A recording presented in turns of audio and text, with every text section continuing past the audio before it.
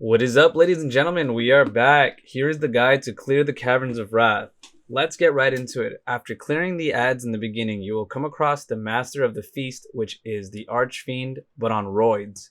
He does the same animations as the Archfiend, and at 80%, he will stun you and engulf the room in flames. It's basically like the floor is lava. Don't stand on the resonating fire and you will be fine. Now at 60%, he hunches over and just does an AoE, but doesn't do too much damage. What really hurts is when he applies defense down stacks on you, so avoid getting hit as much as possible. He repeats this phase around 30 to 40%.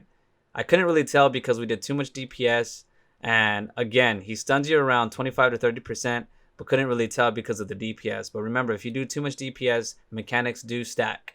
Rinse and repeat and you can actually clear the mini boss. Now, for my favorite boss in the dungeon is the Infernal Gladiator because of how simple he is, but animation-wise, it's actually beautiful. Mechanics happen at 70 and 30%. Until then, all you need to know is that if you take damage from any of his flames, preferably the breath, you receive damage buffs that allow you to decimate him much quicker, but at a cost of lower defense. Personally, I don't like receiving it, but if you are a satyr, you can have around 50 plus stacks. Stacks look like a white boss icon with a number showcasing like shadow visions. Other classes need to stay well below 5 unless you are metal. I personally can get around 15, and that's just too much damage received for damage output. It's a high risk but high reward. Next is avoid him when he glows as an animation, because he will charge and follow up with an explosion AoE, which kills most players. The rest of the animations are not to worry about, besides the chain phase. Chain phase, he marks one player for a fire breath, and the other 4 can't do anything about it. Now, the job of the marked player has to lead away the boss's attention from the group. Otherwise, if he crosses paths with a chain player, that is an instant death on them. At 70%, he will set a glyph on the ground, but at the same time mark a player that he is going to blast with flames. Nobody is allowed to pick up the glyph except for the player that is marked. That player will have a glowing fire icon above their head. The job of that person with the glyph receives a shield that can tank most of his breath. The point of this mechanic is to minimize fire spread, and if you don't do this efficiently, the whole arena will be engulfed in flames. The player needs to stand and tank it with the shield completely still, and just before it breaks, you will follow the maze to safety. We agreed that the shield player will go clockwise no matter where he is on the map, and the other 4 players need to meet up with that player once the shield ends, because the next phase is the most important one besides this, where all players actually need to be stacked. I brought in a guildie to help him clear the dungeon for the first time, and he didn't know the mechanics, so with the shield he actually avoided the fire, which is not the play. That way you can see what not to do. Now Van has the right idea. You can definitely tank and then die as well, but no point in dying if a down player is someone that you need to revive afterwards to reduce DPS. But you can also do it if you prefer not to spread fire, and that is the play too. Just know that once the shield is gone, he can push you off the arena. The next phase is after the shield phase, which is similar to Temple of Lies, but at the same time, not at all. He marks a player at random, and to control this randomness is why I sent the other 4 players to stack and meet near the shield player, because unlike Temple of Lies that tracks the player, his mark does not. The second you get marked, that exact location is where he blasts fire that covers the arena, that removes space to fight. It doesn't follow the player at all. So if you have players randomly throughout the arena, you are literally removing room to fight. Mitigate this by stacking and only move when the boss's chest glows. Once it glows, you can roll away. Rinse and repeat after 30% and you clear the dungeon, but know this, if you do not have the DPS, he does do a berserk phase. We tested this by letting him go berserk at the end during one of our dry runs showing guildies. Make sure you have all players up or you're going to have a bad time. Now, before you go to the next boss, you have to clear an obstacle course. It's fairly simple. Just memorize the pattern and run through. You fight a boss called the Bone Hoarder mini-boss, and to clear the area, you need to break the wall across from him. But make sure to rotate back to the boss during his DPS checks. Once the wall breaks, you can kill the boss and move on. Otherwise, he will infinitely spawn skeletons, so don't waste your time just trying to mow down the skeletons. For the next boss, you actually need to be mindful of the numbers 70 and 40. Prepare yourself by 80 and 50. That doesn't make a lot of sense yet, so until then, remember those numbers. Keep the boss facing the wall the entire time, because the spikes on the wall don't actually hurt at all. It's more of the mechanics that actually do.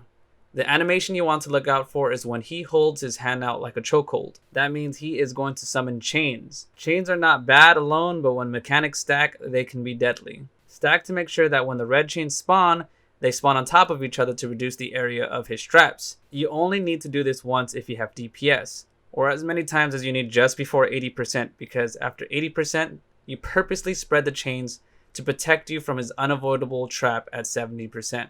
These red chains trap you and give you a quick button check. Even with enough time to clear it, you can still get hit with some of his mechanics, so have a pot ready. That is why, before you reach 80%, it's best to keep the chain stacked so players don't accidentally roll in and get themselves killed. Soon after his chokehold animation, he smashes the ground. Know this, when he smashes the ground, he will cause a spike flare-up. You can iframe the damage and not get touched. Anytime he smashes the ground, he will cause a spike flare-up. The next animation is when he says, "I will impale you one by one." Here he marks a player that he is going to impale, and that player's job is to be close to the boss and direct him to the wall so he doesn't spread spikes.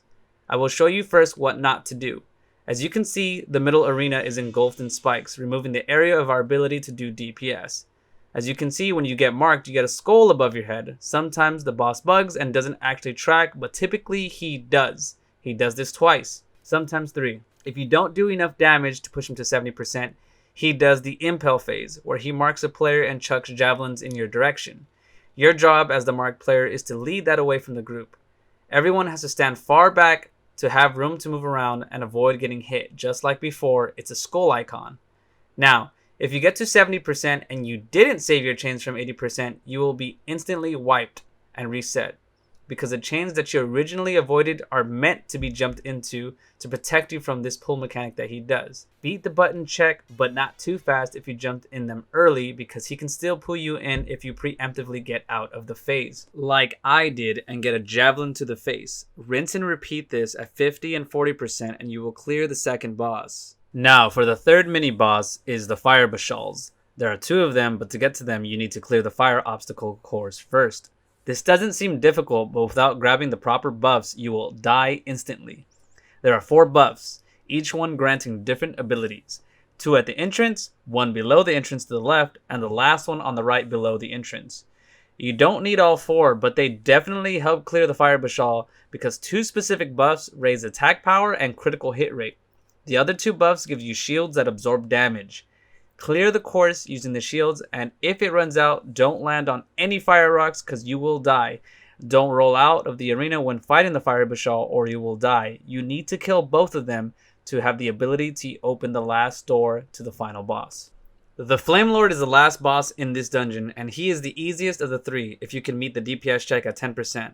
Other than that, he has animations like a mage and causes a meteor spam. Avoid them and you will be fine.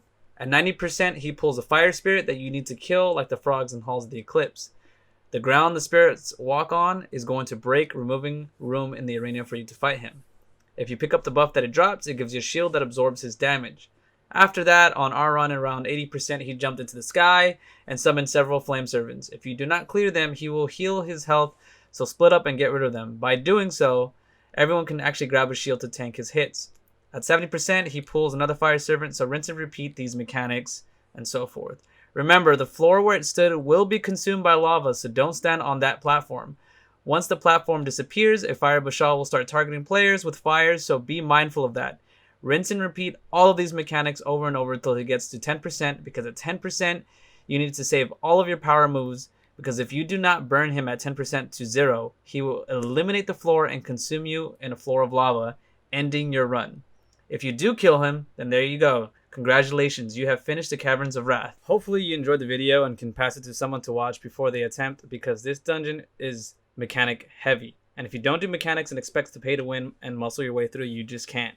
I mean, now you can, I guess, because they definitely nerfed this dungeon, and I wish they put it back to before, because it was actually difficult back then. But now it's too easy.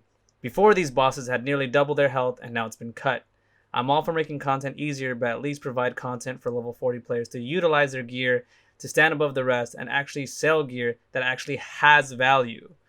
Don't forget to follow the socials, Twitch, Twitter, and Instagram at theguitarist562. Remember, if you love the content that I provide and want to share more than just a subscription, feel free to donate to Streamlabs, which will be in the description box below. I'll be live later tonight around 6 o'clock or 7 o'clock tonight Pacific time, showing this dungeon and teaching new guildies. So as always, guys, thanks and stay blessed.